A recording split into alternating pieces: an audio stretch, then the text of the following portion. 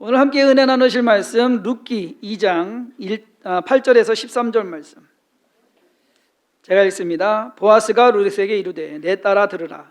이삭을 주우러 다른 밭으로 가지 말며 여기에서 떠나지 말고 나의 소녀들과 함께 있으라. 그들이 베는 밭을 보고 그들을 따르라. 내가 그 소년들에게 명령하여 너를 건드리지 말라 하였느니라. 목이 마르거든 그릇에 가서 소년들이 길어온 것을 마실지니라 하는지라. 룻이 엎드려 얼굴을 땅에 대고 절하며 그에게 이르되 나는 이방 여인이거늘 당신이 어찌하여 내게 은혜를 베푸시며 나를 돌보시나이까 하니 보아스가 그에게 대답하여 이르되 내 남편이 죽은 후로 내가 시어머니에게 행한 모든 것과 내 부모와 고국을 떠나 전에 알지 못하던 백성에게로 온 일이 내게 분명히 알려졌느니라. 여호와께서 내가 행한 일에 보답하시기를 원하며 이스라엘의 하나님 여호와께서 그의 날개 아래에 보호를 받으러 온 내게 온전한 상 주시기를 원하노라 하는지라. 룻이 이르되 내 주여 내가 당신께 은혜 입기를 원하나이다. 나는 당신의 하녀 중에 하나와도 같지 못하오나 당신이 이 하녀를 위로하시고 마음을 기쁘게 하는 말씀을 하셨나이다 하니라. 아멘.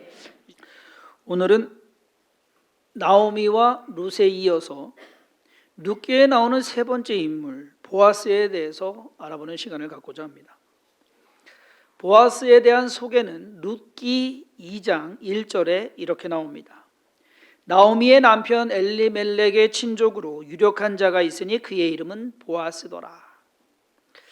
우리는 보아스가 여리고성의 기생 라합의 아들, 라합과 살몬이라는 사람이 이제 결혼을 하게 돼가지고서 아들을 낳았는데 그의 이름이 보아스였습니다. 이 보아스가 룻을 만났을 때 나이가 몇 살이었는지는 모릅니다. 하지만 그가 나이가 많았다는 것은 성경의 기록에도 있습니다. 그런 점에서 그가 룻을 만나기 전에 결혼을 했었는지 안 했었는지, 근데 결혼을 안 했다고 하는 것이 조금 오히려, 왜냐하면 그는 부자예요. 그리고 유력한 사람이에요. 부족한 것이 없는 사람이에요.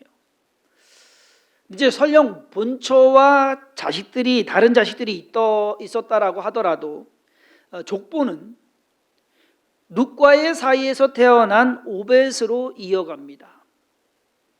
자, 이것은 마치 야곱의 아들들 중에서 유다, 네 번째 아들 유다가 가나안 여인과 결혼을 해가지고서 아들 셋을 낳거든요. 첫째 아들이 엘이었습니다. 근데 엘이 누구랑 결혼하느냐? 다말과 결혼을 합니다. 근데 엘이 다말과 결혼을 했는데 자식이 없이 죽어요. 그러자 이 유대 사회에는 형사취수제, 형이 죽으면 동생이 형수와 자서 아이를 낳게 해주는, 그래서 그 집안을 대를 잇게 해주는 것이 그러한 제도가 있습니다. 동양적인 것에서는 조금 이해가 안 되는데 그저 중동 지방에서는 이것이 있는. 그래서 둘째 아들 오난으로 하여금 형수에게 들어가서 자식을 낳아주라 했더니 오난이 그것을 하지 않습니다. 싫어가지고서 하나님께서 그것을 치셨습니다. 그를 죽이십니다. 그래서 아들 둘이 죽어버렸어요. 셋째 아들 셀라가 있는데 셀라는 그때 그 당시는 좀 더 어렸고, 그리고 유다가 이 셀라는 다말에게 줄 생각이 없었어요. 왜? 괜히 또 그랬다가 죽을까 봐. 그래서 차일피일 미루면서 너 친정 가 있어라 그랬는데, 아무리 다말이 기다리고 있어도 뭐 소식은 없으니까 기회가 왔을 때 다말이 시아버지 유다를 속여서 시아버지와 동침을 하고 자식을 낳습니다. 모르는 얘기 아니시죠? 그래서 자식을 낳는데 쌍둥이에요. 쌍둥이 중에서 형이 베레스라는 아들을 낳습니다. 유다의 족보를 보면 나중에 이제 역대상도 족보가 나오고 마태복음에서도 족보가 나오지만 유다는 다말에게서 베레스를 낳고, 분명히 셀라가 있는데, 따지고 보면 본초의 아들 셀라가 있는데 셀라의 이름이 나오지 않고 베레스의 이름으로 이 족보가 이어져 갑니다. 마찬가지로 어쩌면 보아스의 계보도 다윗 왕이 나오는 것을 중심으로 가야 되거든요.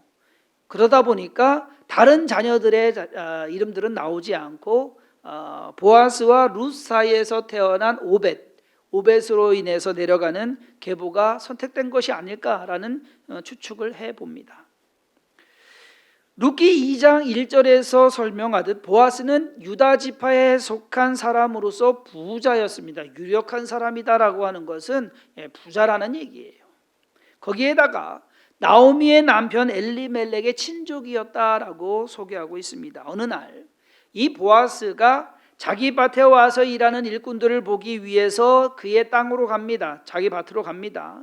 그런데 그날 마침 나오미의 며느리 룻이 이삭을 줍겠다고 나갔는데 나가서 잃은 밭이 보아스의 밭이었습니다. 요즘 말로 하면 자만추입니다. 아시는 분은 웃으시고 모르시는 분은 도대체 그게 뭔 말인가. 자만추 뭔지 아세요? 조금 아시는 분들은 아실 거고, 요즘 세대들이 하는 말 중에 줄임말입니다. 자연스러운 만남추고, 보아스와 룻이 자연스럽게 만난 거지 일부러 만난 것은 아니에요. 계획하에 만난 것 아닙니다. 우연히 만나게 됐습니다. 사실 두 사람은 서로 연관성이 없어요. 보아스가 그냥 무시하면 되는, 그냥 모압 여자, 모압 과부, 그러면 끝날 그러한 관계입니다. 오히려 보아스가 모압 여인 룻을 율법을 들어서 이야기하면 자기 밭에 못 오게 해야 된, 어디 이방인이 내 밭에 오느냐고 내쫓을 수도 있는 그러한 상황입니다. 그 당시 상황에서는 모압 여인 룻이 그곳에서 차별당하고 홀대받는 것, 어쩌면 그것이 더 자연스러운 모습이 아닐까 생각이 됩니다. 여러분, 보아스처럼 마음씨 좋은 사람, 여러분은 다 그렇겠지만은 사람 그렇지는 않습니다. 사람들이. 격투기 선수 추성훈 씨가 제1교포 4세로 태어났습니다. 대대로 이제 부모님들이 한국인으로서 일본에서 살지만 한국인으로서 살아왔습니다. 제1교포 4세로 태어나서 자라면서 아버지를 따라서 유도를 이제 하게 됩니다. 나중에 성장을 해서 자기가 이제 한국 사람으로서, 일본에 있었지만은 한국 사람으로서 살고 싶고 또 뭔가를 하고 싶어 가지고 한국 국가대표가 되기 위해서 한국 땅으로 넘어옵니다. 그래서 2001년 아시아 유도 선수권 대회에 한국 국가대표로 금메달을 땁니다. 그럼 한국 선수로 계속 있으면 좋겠는데 아니에요. 바로 그 해 2001년에 다시 일본으로 넘어갑니다.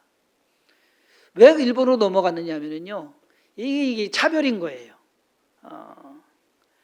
일본에서 살 때는 한국 놈이라고 차별하고, 한국에 왔더니만은 이제는 일본 놈이라고 차별하고, 그래서 다시 못 있겠다 해가지고서 일본으로 넘어가서 한국에 3년 7개월 있다가 일본으로 넘어가서 일본 국가대표로 그 다음 해 아시안 게임에 가서 금메달을 땁니다.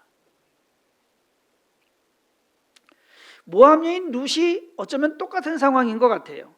모압에 있을 때는 유대인이랑 결혼했다고 아마 따돌림 당했을 겁니다. 이스라엘에 오니까 이제는 모압 여자라고 해서 인간 취급도 받지 못하는 그러한 처지가 되고 말았던 겁니다. 그런데 보아스는 의외의 반응을 보여줍니다.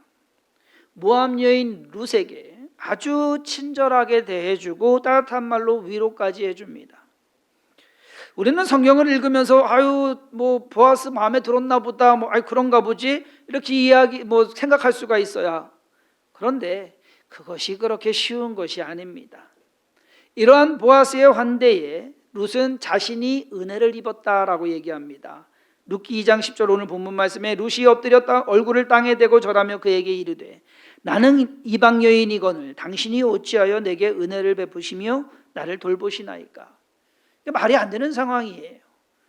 그 은혜를 받는다는 것이, 보아스가 룻에게 은혜를 베푸는 것 당연한 행동 아닙니다. 가까운 사람이나 아는 사이도 아니고 오히려 이스라엘 민족도 싫어하는, 더 싫어해야 되는 모압 사람인데, 결코 쉽지 않은 상황인데 보아스는 참 아주 친절하게 따뜻하게 룻을 대해줍니다. 오늘 본문 말씀 11절과 12절에 보아스가 왜 룻에게 친절을 베풀었는지 그 이유가 조금 나옵니다. 그 첫 번째 이유는 룻의 효심입니다. 2장 11절에 보아스가 그에게 대답하여 이르되 내 남편이 죽은 후로 내가 시어머니에게 행한 모든 것과 내 부모와 고국을 떠나 전에 알지 못하던 백성에게로 온 일이 내게 분명히 알려졌느니라. 보아스는요, 룻의 그 착한 성품, 그 효심을 알았습니다. 지난 시간에 룻에 대해서 이야기할 때 룻이 복을 받은 가장 큰 이유 중에 하나가 그 착한 마음 아니었습니까?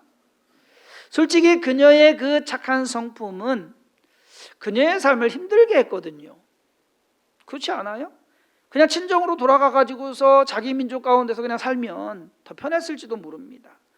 근데 젊은 나이에 과부가 돼서 또 다른 과부가 된 나이든 시어머니를 모시고 생소한 땅으로 와서 알지도 못하는 곳에 와가지고서, 그리고 그 사람들의 시선이 결코 그렇게 호의적이지 않고 따가울 그러한 상황 속에서 먹을 양식도 없어서 이삭이라도 주어야 되는 그러한 형편, 착한 효심이요, 착한 성품이 자기를 힘들게 하더라는 얘기예요. 삶은 힘들게 했다라는. 그럼에도 룻은 그 착한 성품으로 살아갑니다. 잘 참고 인내하면서 그렇게 기다리다 보면 착하게 산 것에 대한 보상받는 날이 오더라. 사람들이 자기가 복을 만들려고 해요. 그래서 기회도 엿보고 더 노력하기도 하고 남을 속이기도 하고 법도 어기기도 합니다. 잘만 되면 된다라고 생각하는 것. 여러분, 선하지 않게 이룬 것에 대해서는 반드시 그 값을 치른다는 것을 깨달으시기 바랍니다. 원하는 것을 이뤘다 할지라도 여러분 결코 마음 편하지 않을 겁니다. 그리고 행복하지도 못할 겁니다. 갈라디아서 6장 9절에 우리가 선을 행하되 낙심하지 말지니 포기하지 아니하면 때가 이름에 거두리라. 그러니까 선하게 살아라 이거예요. 사도 바울이 그렇게 얘기합니다. 너 할 일 하면서 힘들고 어려워도 그냥 열심히 선을 베풀면서 살아라. 모압 여인 룻이 취한 행동이 이러한 삶이었습니다. 그리고 그녀의 착한 그 행실을 보아스가 알아줬습니다. 아니, 보아스뿐만 아니라 마을에 소문이 날 정도로, 사람들이 이야기할 정도로 괜찮아, 모압 여자가 왔는데, 나오미를 따라서 왔는데 참 착해. 보아스가 나오미의 며느리 룻에게 친절을 베푼 두 번째 이유는 그가 하나님의 땅으로 왔기 때문입니다. 오늘 본문 12절에 여호와께서 내가 행한 일에 보답하시기를 원하며 이스라엘의 하나님 여호와께서 그의 날개 아래에 보호를 받으러 온 내게 온전한 상 주시기를 원하노라 하는지라. 보아스는요, 룻이 하나님으로부터 복받을 자격이 된다라고 생각을 했어요. 먼저는 그녀가 시어머니 나오미에게 효심을 발휘한 것, 그것이 복받을 만한 일이었고, 두 번째로 자기 민족을 떠나서 생소한 곳, 자기의 신을 떠나서 여호와가 계신 그곳으로 왔다라는 것이 복받을 충분한 이유가 된다라고 생각하는 것입니다. 사실 저는 이 구절, 성경에서 막 하더라도요, 이 구절을 읽으면 좀 감정이 좀 북받쳐 올라요. 왠지 모르겠어요. 뭐 서럽게 살았는지 뭐 어떻게 했는지 모르겠지만, 이스라엘의 하나님 여호와께서 그의 날개 아래에 보호를 받으러 온 내게 온전한 상 주시기를 원하노라. 저는 모압 여인 룻에게 보아스가 이렇게 말했다는 것이 정말 놀랍습니다. 이건 놀라운 일이에요. 왜냐? 이 말은요, 진짜 요즘 표현으로 찐으로 룻을 생각해서 한 말이기 때문이에요. 이 말에서 느껴지는 것은 보아스의 진심입니다. 이 진심은요, 흑심이 아니에요, 여러분. 남자가 여자 좋아가지고서 뭐 이렇게 하는, 뭐 이렇게 해서 하는 그런 게 아니에요, 여러분. 그냥 뭔가 좀 애틋한 마음. 그 룻이 착하게 힘들고 어려운 상황 속에서도 착하게 살아가는 것에 대해서 인정해주고 칭찬해주고 싶은 그 마음.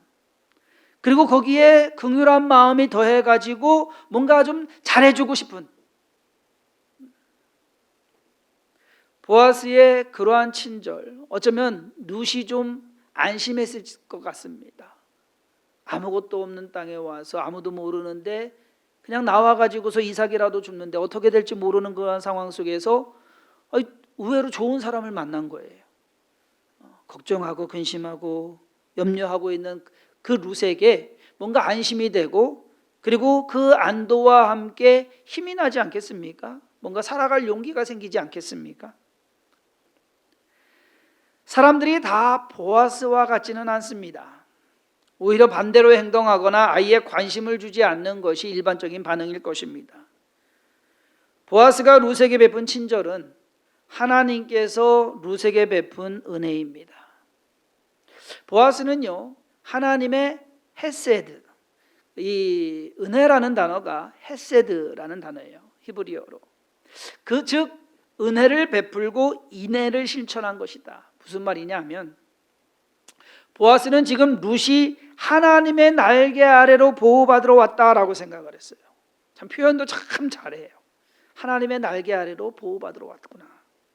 그래서 하나님께서 룻에게 베푸실 그 은혜를 지금 보아스가 행하는 겁니다. 하나님이 주실 것을 보아스가 하더란 얘기예요. 보아스는 룻으로 하여금 다른 밭으로 가지 마라. 내 밭에서 해라. 이삭 주어라.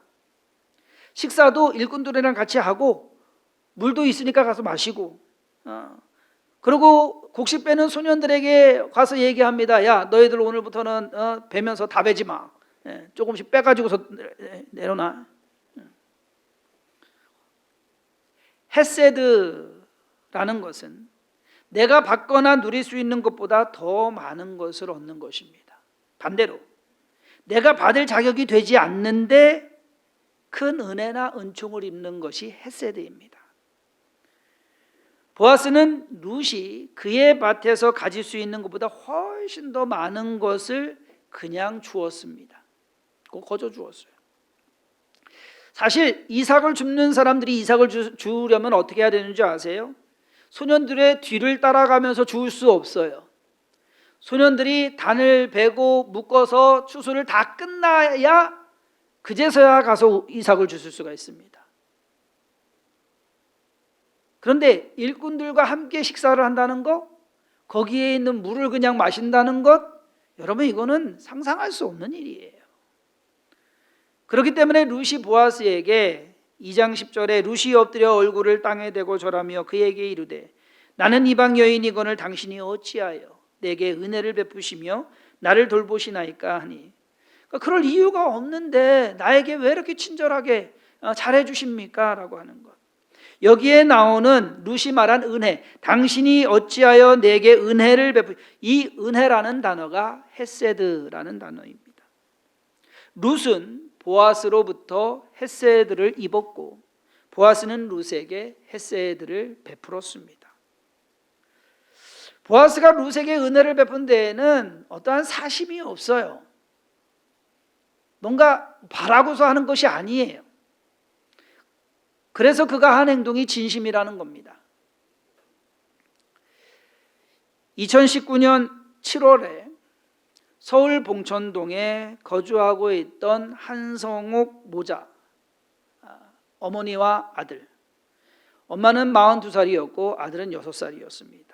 근데 이 모자가 굶어서 죽었습니다. 시신을 2달 뒤에 발견하게 됩니다. 수도검침원이 검침을 하러 다니다가 하도 이상한 냄새가 나가지고서 그래서 신고를 하게 되고 결국 알아보니까는 엄마와 아들이 집안에서 굶어 죽은 거예요. 이분들이 탈북민이에요. 이 뉴스를 듣고 룻기가 생각이 났습니다. 대한민국의 날개 아래의 보호를 받기 위해 생사를 무릅쓰고 온 그 모자가 결국 이 땅에서 오히려 살지 못하고 굶어 죽었다라는 사실이 못내 안타깝고 사실상 충격이었습니다. 그래서 그때 청주에 있는 하나회 직원들을 만나게 됐어요. 탈북민에 대해서 좀 알아보려고. 그래서 무엇이 필요한지 묻게 되었습니다. 그랬더니 와가지고서 이제 넘어오면서 그분들이 넘어오면서 브로커들이 이제 껴요. 그럼 와가지고 여기서 정착금 하면은 그 브로커들한테 주는 돈 그것으로 정착금 거의 대부분이 나간답니다. 안 나가면 좋겠는데 뭐 이 구조상 이게 어떻게 할 수가 없어요. 그래도 그때만 해도 코로나19 전에만 해도 2천만 원에서 한 3천만 원 정도 한국 오는데 든 돈이 지금 코로나 지나고 나서 지금 8천만 원에서 1억이 됩니다. 그러니까 올 염두도 못 내요. 그래서 어찌됐든 그래서 뭐 우리가 다 뭐 그런 걸 해줄 수는 없는 거고 뭐 얘기하다가 보니까 정착하고 임대 아파트 들어가게 되고 그리고 가전제품 좀 몇 개 사면은 돈이 이제 없다는 거죠. 그러면 이제 밥상도 없고 뭐 식기도 없고 뭐 아무것도 없대요. 그래서 이 식기를 좀 그릇 같은 거를 좀 해주면 좋겠다라고 해서 젠코리아 회장님을 만났습니다. 젠코리아 회장님 이제 오창에 있죠. 그래서 만나서 이런저런 얘기하다가 저희가 이제 교회에서 탈북민 가정이 오면 그릇 세트를 좀 하려고 합니다. 그 얘기를 했어요. 그랬더니 회장님이 그러냐고 좋은 생각이라고 나도 그러면 같이 하자고. 그래서 저희가 이제 신청을 받아서 하게 되면은 그 탈북민에 대해서만 원가로 주시기로 하셨습니다. 그래서 그해 12월부터 청주에 오는 충북으로 이제 오게 되면 하나회에서 교육을 받아요. 그러면 교육을 수료하고 나면 저희가 가정당 2인 세트로 해서 기본 식기를 포함한 주방용품을 제공을 합니다. 이렇게. 그래서 기본적인 거 해서 이게 2인용 세트예요. 그러면 한 명이 오면 2인용 나가고 3명이 오면 3가족이 오면 2개 나가고 이게 2개 나가고 여러분 이거 그래도 보기에 뭐 얼마 저기 한 것 같죠? 여기 한 80만 원 상당짜리예요. 그래서 2019년 12월부터 2020년 7월까지 매달 거의 그때는 이제 매달 지원이 나갔습니다.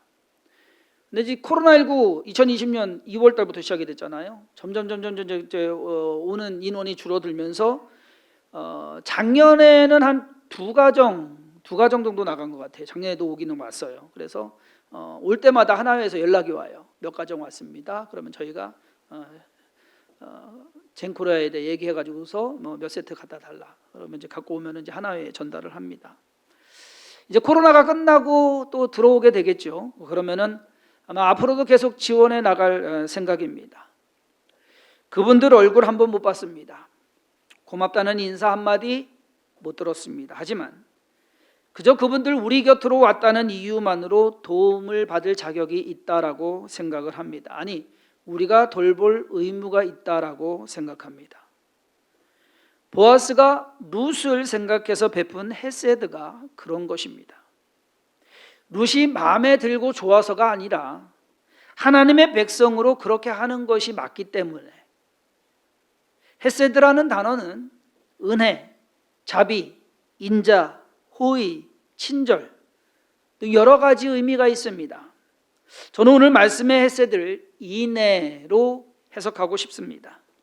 어질고 자비로운 마음.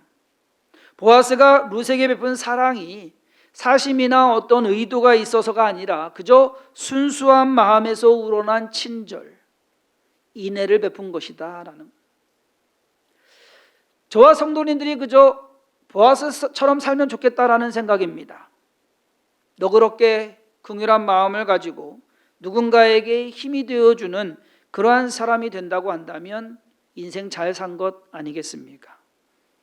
보아스로부터 우리가 배우고 깨닫는 것 몇 가지 교훈이 있습니다. 첫째는 보아스처럼 인애를 베풀려면 내 몫을 조금은 포기해야 된다라는 것. 즉 내가 좀 손해를 봐야 된다라는 거예요. 보아스는 지금 룻에게 야 다른 밭 가지 말고 내 밭으로만 와라. 그리고 소년들에게 추수할 때 곡식을 일부러 버리라고 해요. 그럼 누구 거예요? 자기 거예요. 손해보는 겁니다. 여러분 웬만한 주인 같으면 한 톨 한 톨 다 저기 해가지고서 떨어지지 않도록 조심하게 해서 베라 했을 거예요. 안 그렇습니까? 내 몫인데. 손해보는 일 하려고 하지 않습니다. 뭐 손해보는 것이 잘하는 건 아닐 거예요. 하지만 때로는 누군가를 돕기 위해서, 은혜를 베풀기 위해서 내가 좀 손해보는 것 할 수 있어야 되지 않을까? 모압 여인 룻이 보아스로부터 은혜를 입은 것은 어쩌면 저와 여러분들이 하나님으로부터 은혜를 입어 죄사함 받고 구원받은 것과 같습니다. 손해로 따지면 하나님께서 엄청난 손해 보신 거예요. 안 그래요? 아들 예수를 이 땅에 내어주시고 십자가에 달려 죽게 하시는 것, 손해 본 거예요. 그 손해 아니면 우리가 구원 못 받습니다. 보아스에게 배워야 하는 교훈 두 번째는 내가 베푼 인애가 나에게 돌아온다라는 사실입니다. 밭에서 돌아온 룻, 시어머니가 궁금했어요. 어떻게 하고 왔나? 그랬을 때 그 이야기를 쭉 해줍니다. 그러자 시어머니가 머리가 기가 막혀요. 룻과 보아스를 연결시켜 주려고 그 순간에 그래서 어떻게 행동할 것을 알려줍니다. 타작할 때에 보아스가 이제 타작하는 그곳에 와가지고서 한마디로 잔치가 벌어지는 겁니다. 근데 타작을 하고 밤에 이제 자는데 이불을 덮고 잘 때 보아스가 어디에 자는지 잘 보고 있다가 그 보아스 이불로 들어가라 이 얘기요. 어이구야. 네? 근데도 룻이 또 그걸 해요 그렇게. 근데 보아스가 깜짝 놀라서 이제 밤에 깬 거예요. 그러면 여러분 어떻게 하겠습니까? 여러분들 같으면은 난리가 나죠. 무슨 짓이냐고 막 그래서 화낼 만도 한데 보아스는 이것이 무슨 뜻인지를 안 거예요. 왜 이러는지를 안 거예요. 언뜻 보면 발칙하고 남사스럽고 불쾌할 수도 있었지만은 보아스는 그렇게 생각하지 않습니다. 룻기 3장 10절을 보면 그가 이르되 보아스가 이르되 내 딸아 여호와께서 내게 복 주시기를 원하노라. 내가 가난하건 부하건 젊은 자를 따르지 아니하셨으니 내가 베푼 인애가 처음보다 나중이 더하도다. 내가 베푼 인애가, 내가 베푼 헤세드가, 똑같은 헤세드라는 단어를 씁니다. 보아스는 룻이 자기에게 인애를 베풀었다라고 생각을 합니다. 인애는 돈이 많거나 지위가 높거나 능력이 있어야만 베푸는 것이 아닙니다. 아무것도 없는 룻이 많은 것을 가진 보아스에게 인애를 베풀게 됩니다.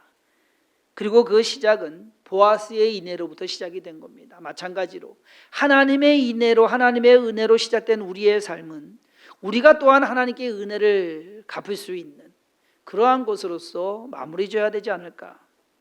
사랑하는 성도 여러분, 욕심 가지고 인색하게 살지 마시고 할 수만 있으면 인애를 베풀며 사시기를 주님의 이름으로 축원합니다.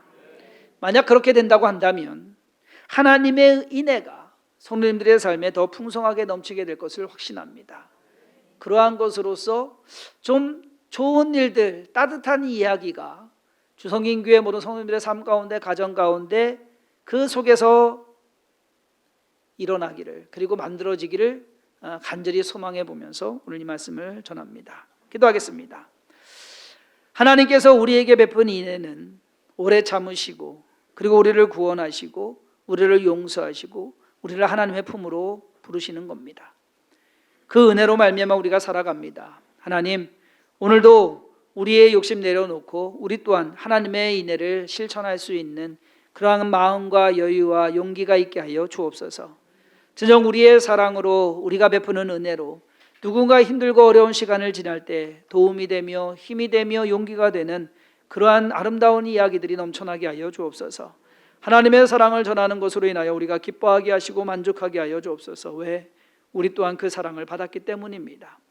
그러므로 한 주간 살아가면서 하나님의 은혜 안에 거하며 또 그 은혜를 전하며 또 그 사랑 가운데서 기뻐하며 만족하는 삶이 되기를 바라옵고 예수님의 이름으로 간절히 기도했사옵나이다. 아멘.